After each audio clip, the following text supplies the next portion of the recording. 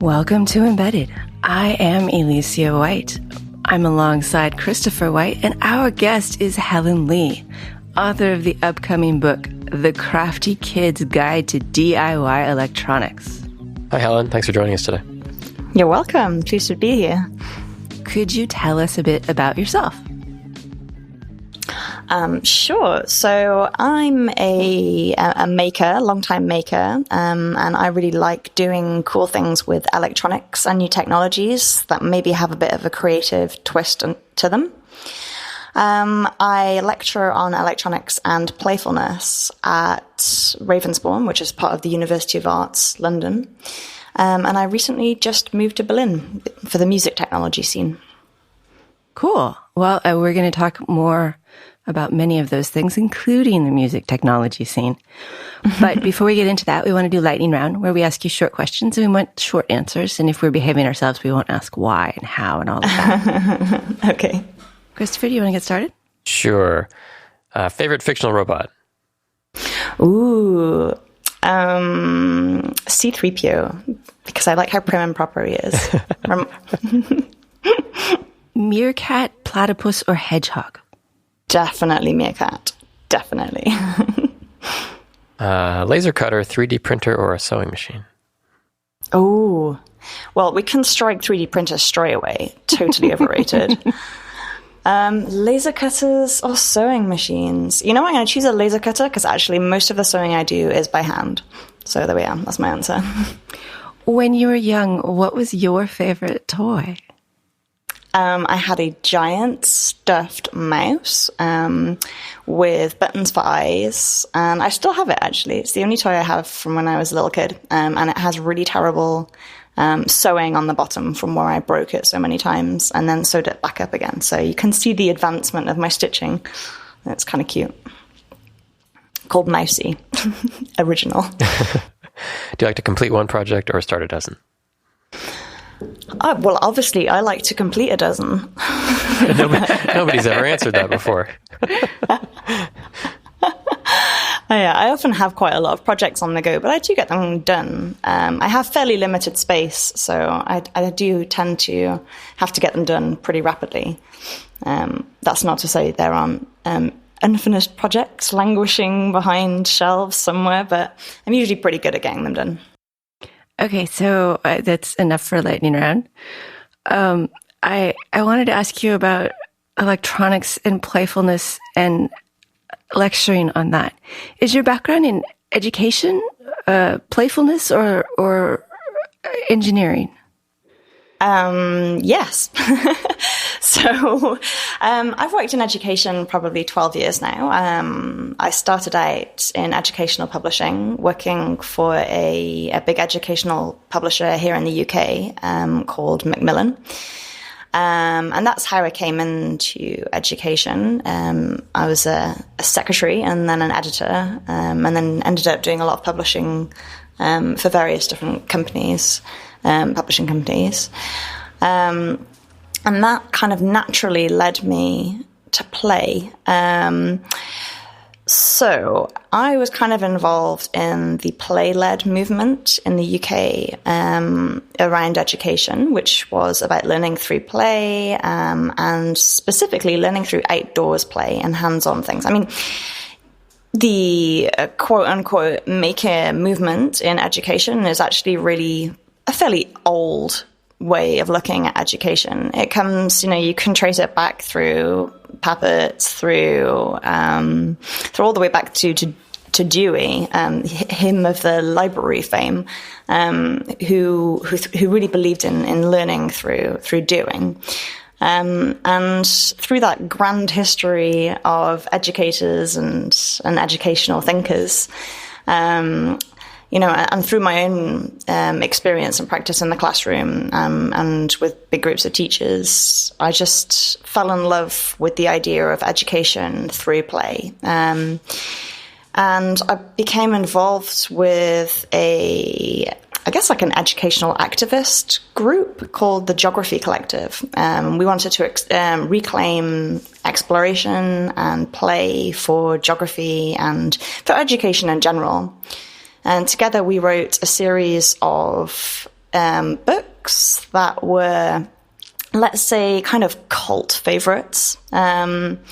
I don't think anyone was doing the kind of slightly naughty things that we were doing in play-based education for a while. So we got a bit of a name for ourselves. National Geographic picked us up. They really liked what we were doing. And through that, I got the opportunity to work on some incredible play-based education projects across the world.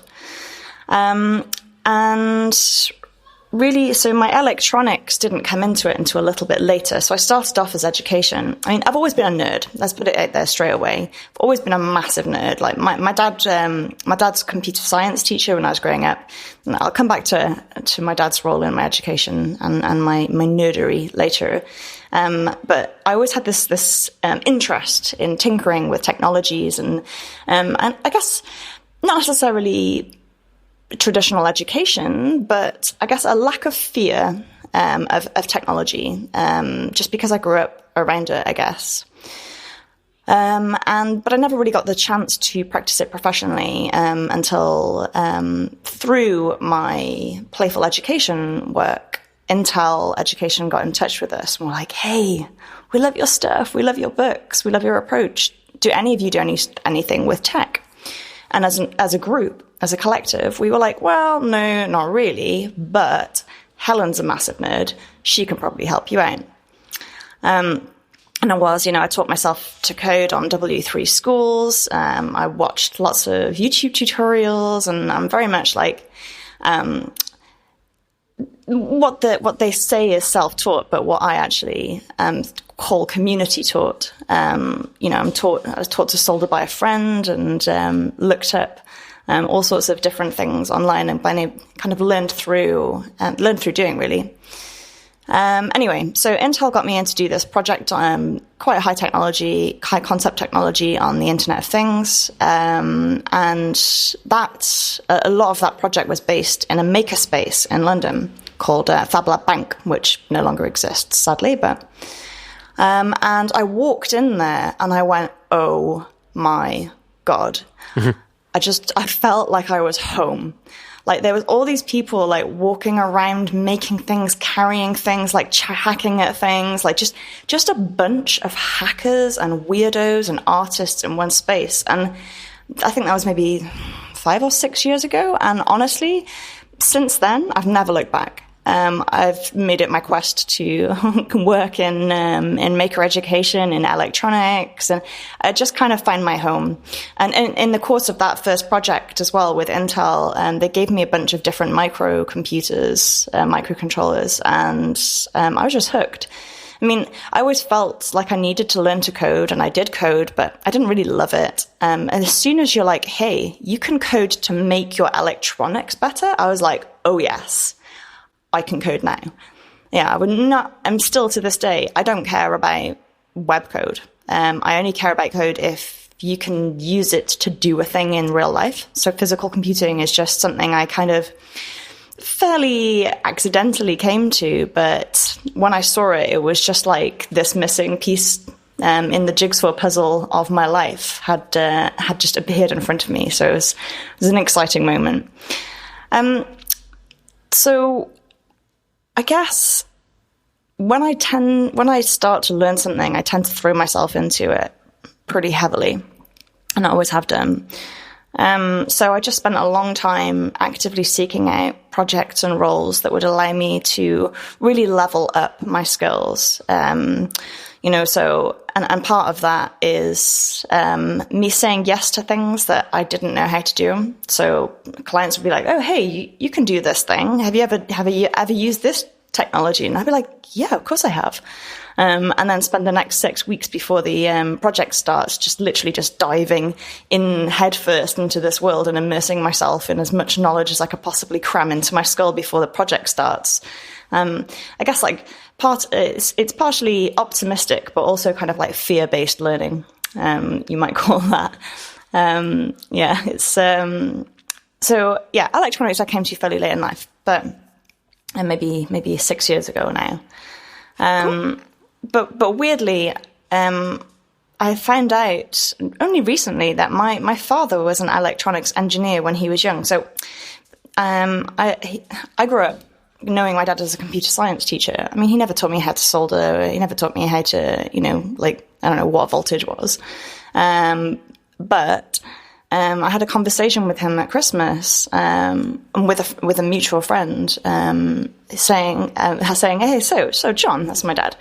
You were a communications officer in the army. Weren't you serving during the Cold War?" And my dad was like, "Yeah." And he's like, "So, and you did electronics?" And my dad went, "Yeah." And my friend went, "So what exactly did you do?" With this quizzical look on his face. And my dad just starts laughing. And I'm like, "What? What did you do, Dad?" And it turns out he made spy devices during the Cold War. So he'd get dead dropped in, blindfolded, chucked in a van, dead dropped into a place, put spy devices in places or fix things that were already in place, and then get shuffled back out. I was like, wow, okay, so this is something that's really exciting to me that I actually never knew about my dad. So I guess even though he didn't teach it to me, maybe I have electronics, engineering, and tinkering in my blood. So there's so many questions now I have, but I want to ask two, I think. Slightly naughty. What does that mean? Oh, my Lord. I know that's way back at the beginning. Yeah, it is quite back in the beginning. So we did do some fairly naughty things, like encouraging children. I mean, from the very tamest end of encouraging children to ask their teacher ask all their teachers if they know what their name is. Which we made a few teacher enemies from that, or encouraging them to actually get involved in activism in their local area, to stage sit-ins.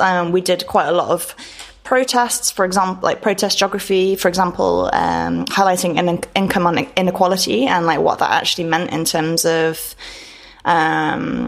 your life in London. So, for example, going to different areas, different boundaries, and then chalking on the pavement kind of death statistics from one ward, one area to the next, and kind of showing, okay, well, these people are richer, but actually because of that, they have better educational outcomes, they have better health outcomes, they have better transport, and actually that's incredibly unfair. So when I say naughty, protest geography plus some other stuff, we did body mapping, we did exploratory psychogeography, we did enormous, huge scavenger hunts across festivals in the UK. We did one of my favorite projects we did together, actually, which wasn't naughty, but it was a really interesting way of looking at a city. So, normally when you when you're going on a walk, you would tend to explore the physical topography of a place, right? So the highs of a mountain, the lows of a valley. So we created a series of walks that actually explored data topography. So we'd create these maps, these giant maps of London that had, say, for example, the highest point of crime in down to the lowest point of crime. And then we would go on walks to look at the physical manifestations of that data topography.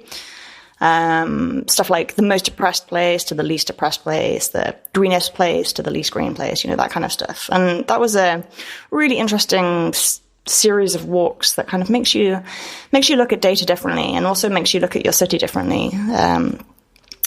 So that was kind of the slightly naughty. That wasn't super naughty, but my lawyers have advised me not to talk too much about the stuff I did back in my teenage years. The data topography walks is fascinating because I often sit with Google Earth and just kind of go in some direction or have some hook that, okay, I want to explore you look this. For the hamburger restaurant as far north as you can get. It's usually something stupid. I agree, it's something stupid, but you can do these sorts of things with Google Earth, and to go out and actually physically engage with the world based on data. That's fascinating. I've never even heard of that.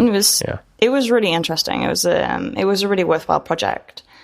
It's a lot different than what I was expecting, because I sometimes talk to elementary school classrooms, and it invariably ends with the Kleenex box disassembled so we can look at the engineering that goes into it.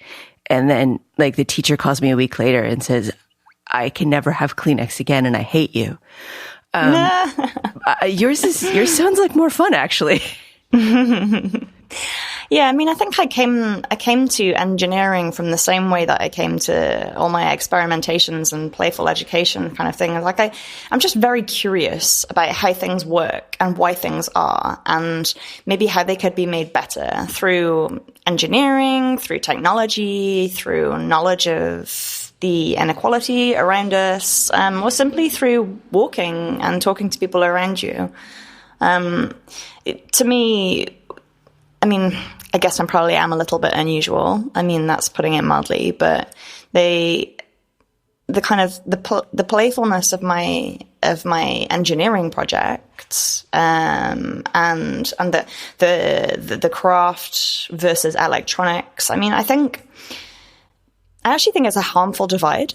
And I think that especially, the more you silo different parts of knowledge, the less fruitful it becomes. So if you're just going in one direction the whole time, you're not actually taking advantage of the full breadth of human knowledge and human experience. And actually, I think that's where quite a lot of bad design comes from. I often get asked to do electronics workshops, but I'm equally skilled in, for example, embroidery, and I never get asked to do that. And I think it's harmful. And I think to a certain extent that's actually really gendered. So a lot of my electronics works is purposely rooted in very feminine crafts. There's an amazing book called The Subversive Stitch, which is a feminist history of embroidery, and how basically everything was ruined by the Victorians. I mean, most things were ruined by the Victorians. Let's be real. They were really good at ruining things. But the Victorians kind of like embroidery came from. It was actually like a skill that both men and women did, and it wasn't really gendered until the Victorians, when it became kind of imbued with this sense of femininity and kind of like quiet devotion sitting in a corner, and it became removed from art and skill and actually became this expression of femininity and thus less useful.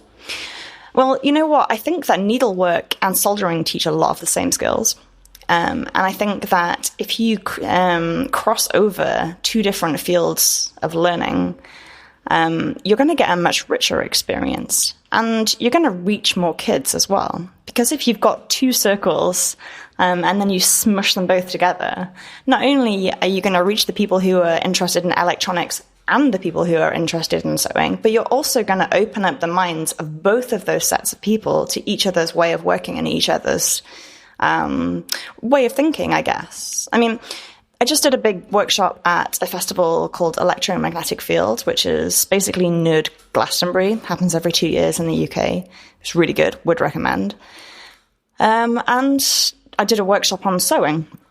And I think we had like 80 people turn up, and the gender divide was 50-50 pretty much. Especially with the kids. I'd say there was pretty much equal numbers of boys and girls there. And I think that if you do mashups, it's just more satisfying and it's more creative, and I think there's more possibilities. I mean, especially when you're talking about, educating young people. They're not going to be doing PCB design until university. So, like, why not give them a bit of a twist on it? You don't need to spend a really long time teaching them the intricacies of circuit design when they can be actually doing something more tangible with it. So I think the thing I really like about sewing electronics is how visible it is. So when you're making a circuit, you are literally making a circuit. You're sewing that circuit, you're stitching that circuit. There's no way you don't understand what path the electricity is going on, because you've sewn the path that electricity is going on. It's not just like plugging bits into other bits. It kind of creates more of a knowledge of the fundamentals of electronics, in my experience. And similar to your data walks, it provides a physicality to the knowledge that is sometimes easier to remember.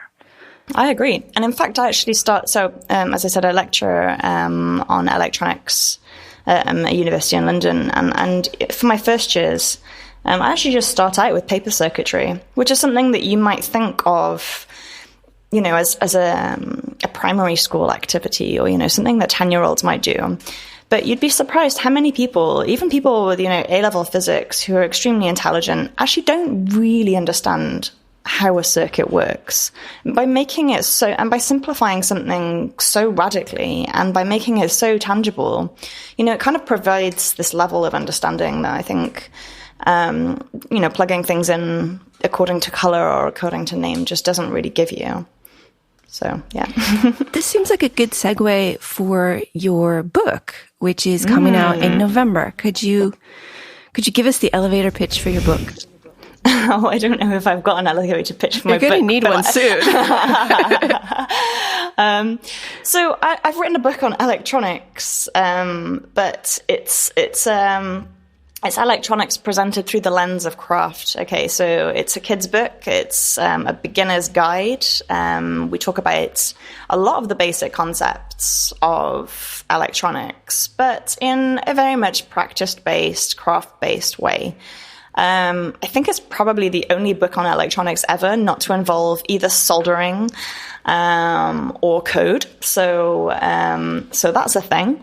There's 4 sections in the book. The first one is paper circuitry, which is very much the fundamentals. Hey, what is a circuit? What is power?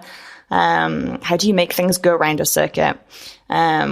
And then there's 5 different craft activities that have very simple circuitry, usually just one output or one sensor and one output, some very simple circuitry just to kind of really drill home, the basics, okay? But you're also making things with this. It's not just making a blinking light, which many of them are. Oh gosh, no. It's boo to that. It's also making a greeting card. Yeah, they're all really cute. So, for example, there's a wiggling origami ladybird that's, or a spy bird that you can send secret messages when you flap the wings. I mean, all it is just opening and closing a circuit, right? But you're teaching that through something that a child actually wants to do. So before I talk a bit more about the book, I wanted to talk a little bit about how I decided on the projects for the book. So I didn't choose any of the projects in the book.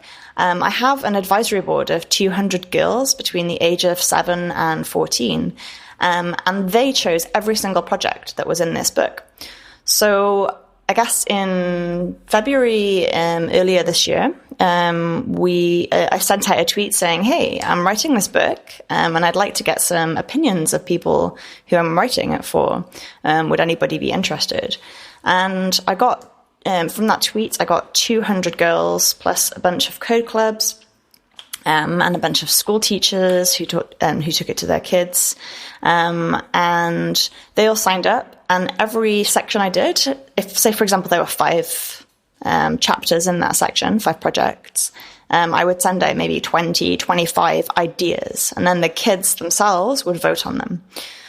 So that meant that everything I was putting in the book, was something that the child, the target audience, I guess, was actually interested in. And I think this is an approach that a lot of people have gone, that's really strange. But for me, it gives me the feedback that I need in order to know that something that I'm doing is actually something a child wants. Because, I'm not 8. I'm not my target. Not my target audience. Some of the things that I thought were really cool and that they definitely chose, they were like, that sounds really boring. Which is very sad. But then they also chose some amazing projects, which I thought were filler. And then I made them and I went, oh my goodness, I can see why this would really appeal to a child of that age.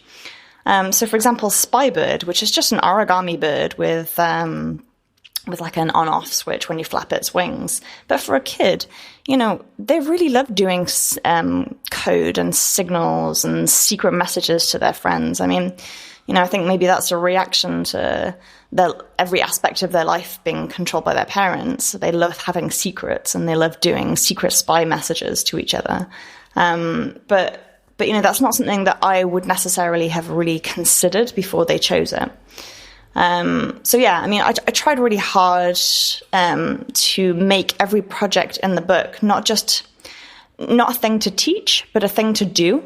So there's no worthiness about it. It's just 20 fun things to do, all of which are like under $10, all of which take less than 3 hours. You can do them like as a crafternoon kind of nice family activity. But along the way, you learn lots about electronics. But they're, you know, like, even if you just do them, you don't need to read all the little fact boxes. I've tried, you know, I've written a lot of textbooks in my time. You know, that's the bread and butter of a lot of education writers. But I didn't want it to be a textbook. And I didn't want it to be worthy.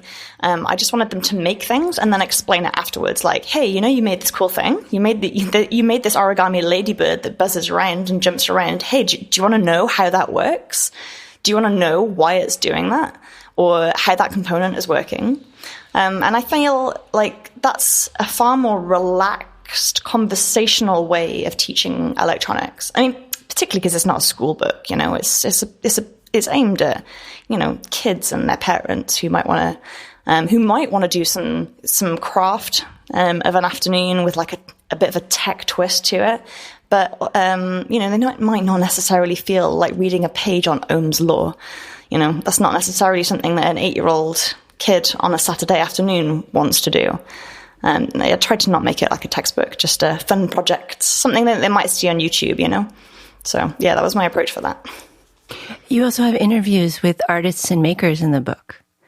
I do, yes. How did that come about? So with my work in widening engagement in technology, something that just works time and time again is not necessarily just the materials and projects, it's role models. You know, kids love to see people that they look up to, right? They like to think, what can I do? You know, especially these days when it's not like you go into a job for life when you leave school, right? So actually having that exposure to people who are making a living as artists and technologists and doing these really cool things and working in jobs that these kids might not have ever even thought as a possibility, you know, actually just really expand your horizons.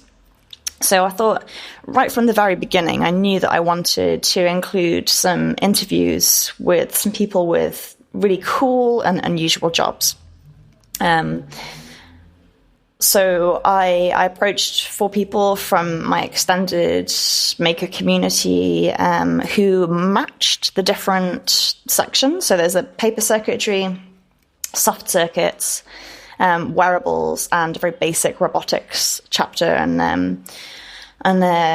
I interviewed some really amazing people. So from costume designers from Marvel who make incredible technology gloves and grow crystals on their clothes and kind of like imbue copper tape with these spectacularly beautiful appearances, you know, but functional as well. To Coco, who's my friend, and also she's a performance origami artist who uses a lot of technology and robotics in her work.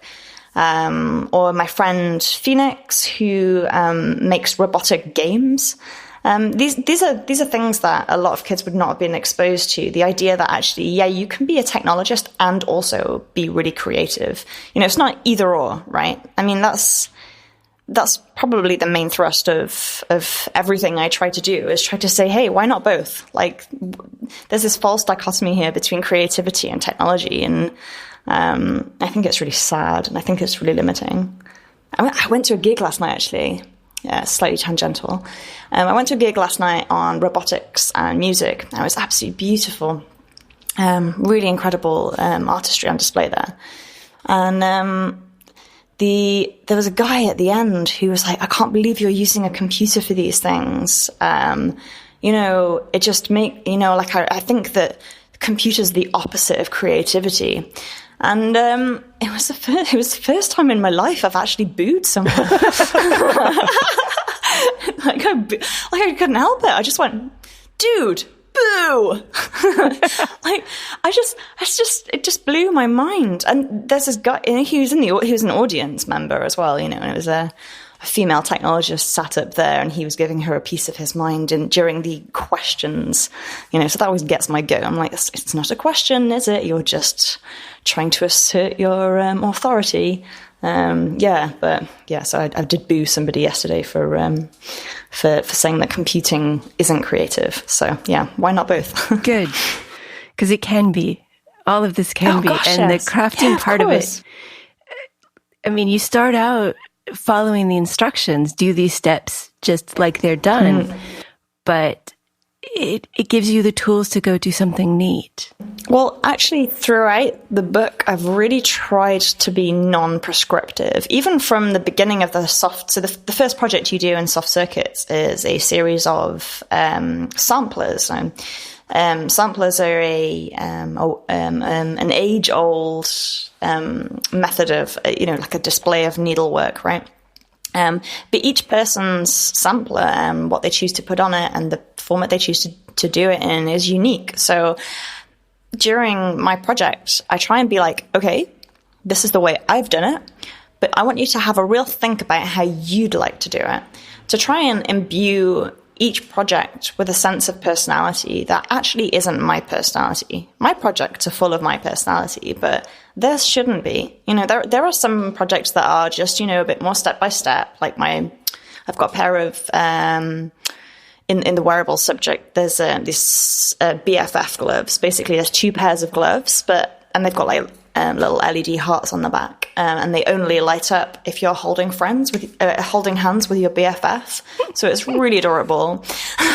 but that's an example of something that you can't really change that much because the circuit's a little bit complex. So, but most of the things I try and encourage the reader to really look at the design themselves and just remix it, and just to have that confidence, even tiny little steps by tiny little steps, even like if you follow my instructions, but do it on a square instead of a circle, just having that confidence to play around and saying, hey, you know what? It's okay. You don't have to follow my instructions exactly.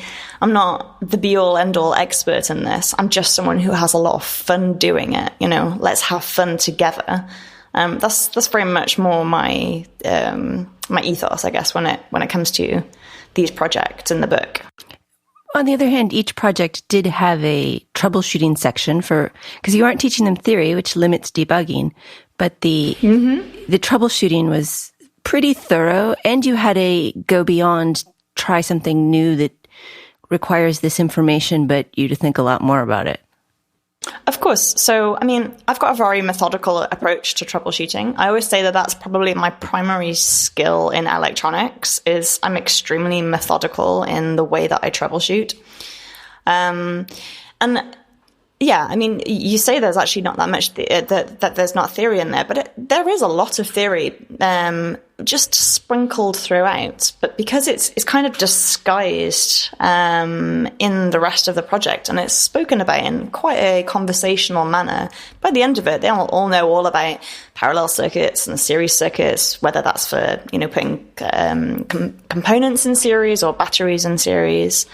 You learn about the basics of robotics, a little bit about cardboard engineering. So there's plenty of little nuggets of theory in there. It's just they're kind of hidden a little bit, and that's on purpose.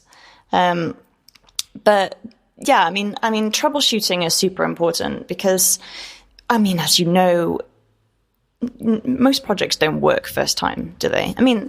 I still have moments where I'm sat there going, am I a complete idiot? Like, why isn't this working? And often it's the most simple thing.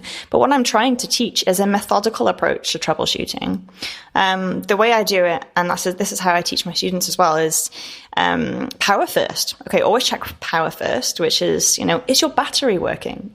I'd say about 50% of the time is battery. I mean, I gave a demo on stage with this EMF, with this glove that I've made for Imogen Heap, which I think we'll probably talk about later. And it didn't work on stage. I was like, what is going on? How is this not working? This never doesn't work. And my batteries had run out. That's all it was. Like, the vast majority of things are your battery isn't working or it's the wrong way around. That's it, really. It's usually power. And then you go down through the next one. Is the component working? So check power first, then you check component, because you may have blown your LED, and that's why it's not working. Then check your wiring. Especially when using thread, there's often lots of little different ways it can short circuit. So it's often the wiring as well. And then last, check your code. And I see this time and time again with my students of all ages, from, junior school all the way up to postgraduate level. They just sat there poring over their code going, what have I done wrong? What have I done wrong? Have I done some syntax wrong? Have I, and I'm just there like, dude, it's not plugged in, is often the most simple thing. You've just described embedded debugging perfectly. I mean, I think the only thing I would add in there is after your power check and your component check, you should make sure that the code you think you're running is running. But other than that, that is so much what we have to do. Yeah. And you should go for a long walk. Or it's a USB issue. Like it's like power or the code hasn't uploaded. Probably. Yeah. Almost exclusively, but with thread, it is often that there's a little short circuit somewhere that you haven't found. I've actually got a really good tip for sewing with conductive thread, which is in my book, but I'll give you as well. Is actually when you're using conductive thread, my best 2 tips are.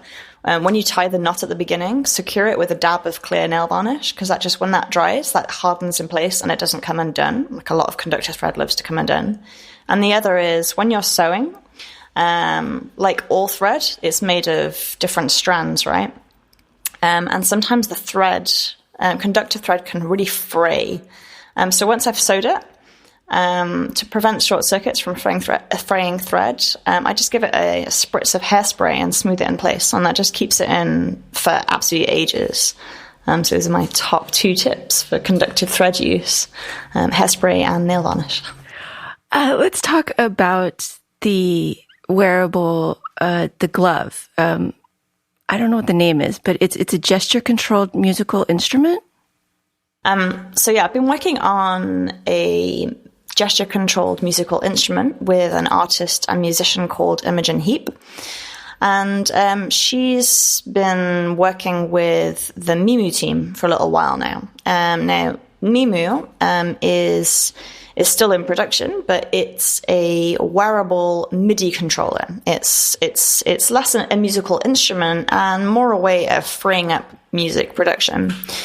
So if you've been to a lot of electronic music gigs, which as a London and now Berlin resident, I really have, you'll see like a lot of the performance aspect is lost, right? So you're sat there, you're sat behind your laptop and you're controlling these incredible machines, but it's you lose something. You're from when you're performing as a more traditional, rock and roll band, right? So you're not actually connecting in the same way.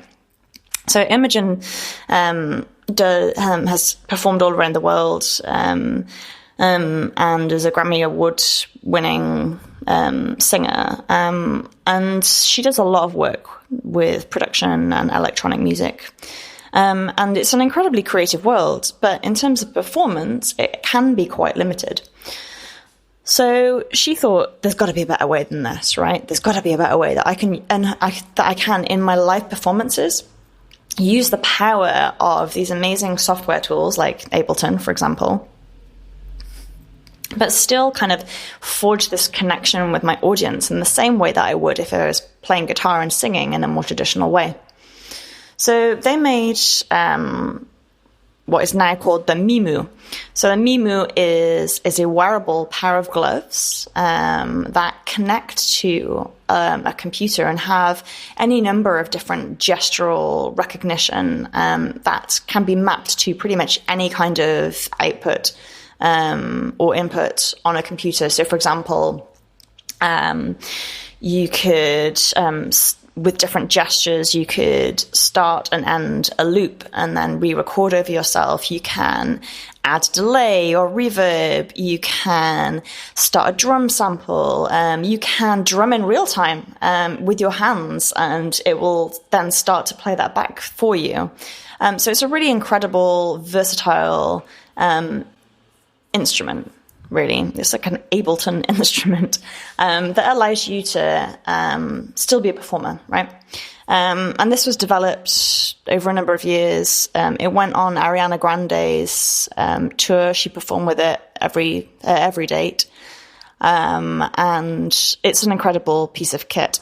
Now, this incredible piece of kit with, multiple sensors, loads of inputs and outputs, kind of stadium level Wi-Fi connectivity, that is not cheap. It's like I think the gloves are like £2,000 for a pair. That's great. But I was really inspired by a performance that I saw of hers. And thought about a way that I could simplify that technology to bring it into the classroom.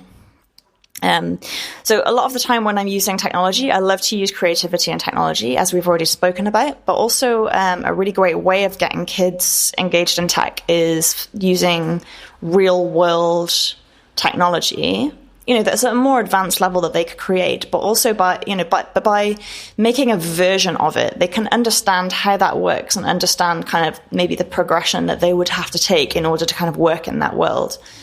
So I got in touch with Imogen through a mutual friend in the music technology scene and we met for coffee, and I said, hey, I'm loving your work. I'd really like to create a children's version of this glove that they would make themselves and then perform with themselves. And I think I could make it for less than $50. And she just looked at me and went, okay. We have an event in 10 days. Can you make it for then? And I went, jeez. Okay. So I had to put my money where my mouth was, and I did in fact make a working prototype in 10 days' time for this amazing group of people, and tested it with kids. We did a workshop, and had a working piece. Had a working child-made, child-designed, gesture-based glove 10 days later. It was only ever meant as maybe I can use this in a classroom, or I really enjoy it, but the response to my extremely cheap, extremely adorable glove was, it was huge. Everybody loved it. And we were like, well, actually, you know what? We'd be totally stupid not to try and actually make this a project, like a product. And this was probably in April, I think, this year. And it's coming out next month. So I think it's probably been the fastest technology development process that I've ever been involved with. It's been a total whirlwind and absolutely amazing fun. So basically, it's massively simplified. So the original mi.mu, it's got these flex sensors. It's got really smart onboard technology. Mine uses block code and has an accelerometer in it. I mean, it's got other sensors too, but it's extremely simple. It's extremely simplified. It does control Ableton, but that's slightly hacky, and I'll come back to that. So what the kids would get in this kit, they get like a screen printed felt, with different sizes of glove on it, which they cut out. Then they sew together the glove, which is made out of this really nice felt. Then inside the glove, they insert a microcomputer called a microbit. And then they sew on the speaker. And I think we've actually made the world's first commercially available sewable speaker. I think, anyway, which is pretty cool. So we've made the sewable speaker that goes underneath. So they sew it, they wire it up, they wire up the microcomputer to the speaker.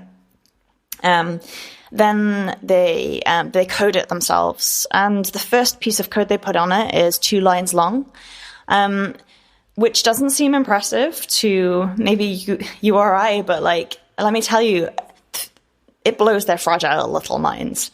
You know, we've done this in a lot of classrooms, and like, you put these 2 things on and suddenly the code they have written, or actually just dragged across, because it's block-based code. They just drag it across to the computer, it uploads, and suddenly they shake their glove, and it starts playing a tune, and they're like, "Oh my God, this is amazing!" Like, and the best thing, you know, as someone who's teaching this or someone who's been trialing it in workshops, is like, so it takes about an hour and a half for them to make the glove and then like upload their first piece of code, right? After that, and this is normally like run as a 3-hour workshop, it's like an hour and a half, where as a teacher, you can literally just sit there and have a cup of tea. Like, I don't even have to explain anything to them. They're like, they see what it does with these 2 lines, and they're like, right, I am doing the Harry Potter theme tune. I'm going to write all of this code, and it's going to do it. That's going to choreograph it to a dance. And I'm like, off you go. You know, you don't have to teach them. It's just the moment that sparks their creativity, and that's like, bam, they're gone. You know, you don't have to do anything. You just watch them. Or there's this one kid who didn't want to make music, so he made a sound effects glove. Like, so for example, if you like punch forward, it would go pew pew pew pew pew pew pew or whatever. And he just runs up to me after he's done the first thing, and he's like, "Miss." I'm like, "Yeah, what's up, Finn?" He's like, "So what does this free fall thing mean on the code?" I'm like, "Oh, free fall. So it's the accelerometer. So basically the sensors inside the microcomputer will know if it's in free fall." And he's like, just looked at me and went, "Does that mean it could tell if you fall off a building?" And I was like, yeah, it does. And he was like, "Awesome." He just runs back off. I was like, oh, okay. And he comes back and he drops and he's like, "So I've made this amazing glove." And I'm like, "Okay, tell me what it does." And he's like, "If you jump off a building, it plays you the funeral march all the way down." I'm like, "Oh my God, that's so good." Also, don't do that. Yeah. So it's one of these pieces of technology that just seems happily to just really kind of connect with the kids. You don't have to teach it. You just show them the way, and then they're suddenly like, "Okay, good, right, here we go. We're doing Dua Lipa. We're doing Taylor Swift." You know, there's no need to teach. They just go off and do it, and they're like, "Okay, cool. What's an interval? Brilliant. We're going to Google it. We're going to do this. We're going to do that." You know, like they're making notes and kind of learning the best way to code it. You know, you just basically don't have to do anything. So it's really nice. Bringing that sense of instant gratification and amazement back to learning computers or learning coding, that's really cool. Because that used to exist, you know, when the first computers came out and they were in classrooms and kids would play with Logo and, "Oh, I made the turtle do this." And, oh my God, and now a lot of that stuff is missing, I think. And no, I do. I mean, I actually think, so for me, I mean, my first taste of code was the turtle, you know, loved that turtle. And for me, I kind of lost that sense of wonder. You're right. I mean, that sense of gratification, making something do something in that kind of easy, intuitive way. And for me, physical computing is something that still does that, particularly with the microbit. So if any of your listeners aren't familiar with the microbit, it's a microcomputer which is designed for young kids. It's basically indestructible. I've thrown one at a wall and it's fine. I've put one in a washing machine and it's fine. And it was designed by the BBC, I guess a couple of years ago now. And I use it a lot with kids because it's really intuitive. It's got a lot of onboard sensors. It's got some, like onboard LEDs. It does stuff. I mean, it's like a very, very, like my first microcomputer, you do microbit and then you might do Arduino and then you might progress onto other things.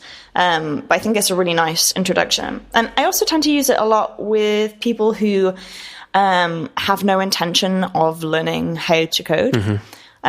So you can code a microbit in TextBit. You can code it in MicroPython and JavaScript. But you can also just use the block-based, there's like a web interface done by Microsoft called MakeCode, who have an amazing team behind them. And it's a super intuitive, very simple, and in some ways, a little bit limited, although less and less so as they advance the technology. It's just a really easy way of doing it. And I've used it with a few different artists who have no intention of learning really how to code. They just want to use technology to take their projects to the next level. And I think something like the microbit really enables that. You don't have to be an expert in order to do something cool with it. And that's something that I really like. You can be creative within half an hour with this little microcomputer. They're doing something right. And also the playground, the circuit Playground Express, which is from Adafruit, is another one that does that same. It's got that same kind of ethos. Like it's got lots of onboard like blinky things, cool sensors. You can use the same coding platform, which is the MakeCode by Microsoft, to do lots of things with it. And I kind of see this movement towards the simplification or of entry level electronics. And I've heard some people grumble about it, but to me, I love it. You know what? Why shouldn't you just use a simpler version of code and some onboard stuff? I mean, not everybody has to be a hobbyist. You don't have to be Michelangelo to enjoy painting your walls. That's a terrible example. Nobody enjoys painting walls. Ceilings. Yeah, exactly. I've just done a lot of DIY today, and my brain is just thinking about paint a lot. But my point is really that actually these kind of simplifications of technology, okay, maybe they hold your hand quite a lot, but that's okay. Not everybody is going to become a coder. But everybody should be familiar with technology. And I just think more than anything that these initiatives are really good for the democratization of technology. So nobody starts with advanced level. I mean, you can't do that, and that just discourages people too, which is completely the opposite of what you want. I totally agree. Makes perfect sense. Where can people get the kit? Oh, the kit. Oh, yeah, good point. I'm so bad at sales. I always forget to say where people can buy my stuff.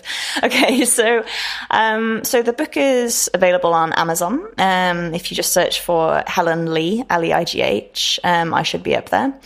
And the kit, the glove, will be available through Pimoroni, who are a UK electronics company, and by extension through Adafruit and various other online retailers as well. So the book will be out in November, the end of November, and the kit from Pimoroni will be out. I think about midway through October now. So both available for Christmas. Exactly. I have a link to the book because it's pre-orderable, and we'll get a link to the glove as soon as we can. Yeah, for sure. I have a couple of listener questions. Bailey was very excited we were going to talk to you, so I want to make sure we have a little time for her. Making for yourself is one thing, and your book really goes over, with your parents or just by yourself. But getting an entire room together to make, what things do you take into considerations for workshops so that everyone has a good time? That's a really good question, actually. And I think that's something that I came to with a lot of experience. When I'm designing a good workshop, I simplify. And I also provide diagrams. Something that I've learned even through, something that I've learned as a writer is that nobody ever writes nobody ever reads the words that I write. They just look at the pictures. Yeah. So make pictures. Yeah, exactly. So I generally do, like a couple of step-by-step images. And I'll also encourage people to help each other. So I guess don't be, when you're running a workshop, like I'll generally deputize a few people who seem to be getting it. But don't overcomplicate it. I'd say, particularly for young people, never ever do more than one input and one output. In fact, I say that to my university students as well. I'm like, just do a good thing with one input and one output, and you're going to be fine. As soon as you start putting multiple things on there, unless you're dealing with experienced people, you're just going to have a bad time and people are going to feel bad. And also, I'd say a good tip for a successful workshop is allowing time for free play and allowing time for embellishment. So, it's kind of sad when you come out of someone, you feel rushed and you don't feel like you've had the time that you could spend on it, and you don't, and then you get home and you've not really done anything with it, so it goes on a shelf and it's kind of unfinished. Whereas if you give them a little bit of extra time at the end of the workshop to, I don't know, like sew on some embellishment or spend some time just sat there creating stuff with it, but with you stood there to kind of troubleshoot or give inspiration, I think that's really critical to kind of build in that time for them to start on a different, to start on being a little bit creative with it, but kind of like in a guided, kind of safe situation. But apart from that, yeah, just keep it simple, allow time to play. Don't have too many components. That's something that can really trip people up, especially if there are lots of different ones. Just, limit the choice, and do something a bit imaginative with it. I mean, I think the most successful workshops I've run haven't had technology as the point of it. They've just used technology. And I think that's something that a lot of people forget, is that technology is just a tool, right? It's just one of many, many tools that humans have created to make their lives easier, better, more fun. Don't make the learning the focus, make the project the focus, and you're just going to have a better time. Yeah, I understand. Applications are more fun than code, really. Absolutely. And then you learn to code along the way because you're actually like, oh, cool, I can do this by doing this. A learn to solder workshop is less interesting than solder a synth. Yeah, the badge soldering, I think, has come into play with conferences, which is so much better than learn to solder. Yeah. So, in fact, that exact example was from a workshop that I attended at a festival recently with one of my favorite maker educators of all time, this guy called Mitch Altman. And he's developed an amazing synth, and we sat there and soldered, and some people on the table had soldered before, and we helped each other. We helped the ones that hadn't soldered, and it was just a really nice experience. And also, I found out that Mitch lives like 2 streets from me in Berlin, so we're neighbors. Yeah, we're actually going to go to a gig together in a minute. Yeah, I know, we're almost out of time. Bailey also asked what kinds of conferences you would recommend for somebody who really wants to cross over tech and teaching. Ooh, that's a good question.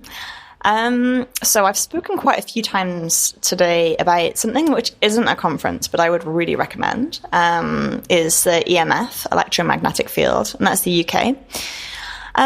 The obvious one to recommend would be BETT, which is definitely Europe's, possibly the world's biggest education and technology specific trade show. But honestly, it's kind of boring now. It used to be a lot of peer-to-peer teacher tips sharing, and a lot of interesting talks. But now you walk around and it feels a bit like, here, buy a whiteboard, And I think I'm actually going to run a fringe event to it this year, which I'm toying with calling it better, but I don't know if that'd be a bit too cheeky. Around creative technology education, but I think, honestly, this is going to sound so trite, but I really think that Twitter's a really amazing place for teaching and creativity. I think the crossover between education Twitter, maker Twitter, and kind of the creative education people is immense on Twitter. And like, if you find your right little tribe of people, you can have so much experience at your fingertips, so much help and so much inspiration. Like, Twitter's actually really helped me, and I never feel ashamed to say I don't know something, or go, I don't get what's going on with my code, can someone help me out, or I need some inspiration, who's doing some cool stuff in this particular section at the moment. And people are really generous with their time.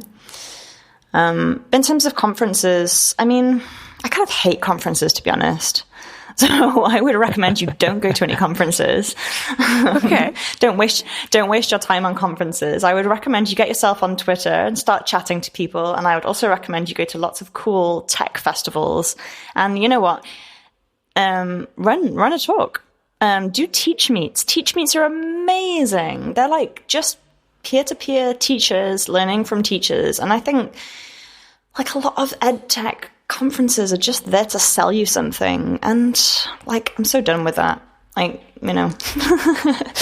I've not been excited by an education technology conference in a really long time, but I was really excited by EMF. So, and I am really excited about Teach Meets and Twitter conversations. So it's not exactly the answer you were looking for, but I hope it was useful.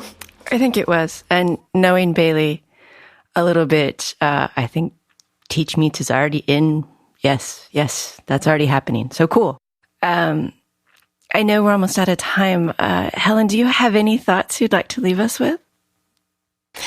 So I think really my final thoughts for this podcast would be, don't be afraid to mash up technology and creativity, and bring play into your technology. I think that when you push together two seemingly very different streams of work, whether that's, I don't know, physics and cooking, or whether that's electronics and embroidery, I think that you can have a much richer experience if you pick two things that you're interested in and say, hey, what happens if we push those together? If we smush them all up into a ball, does anything interesting come out?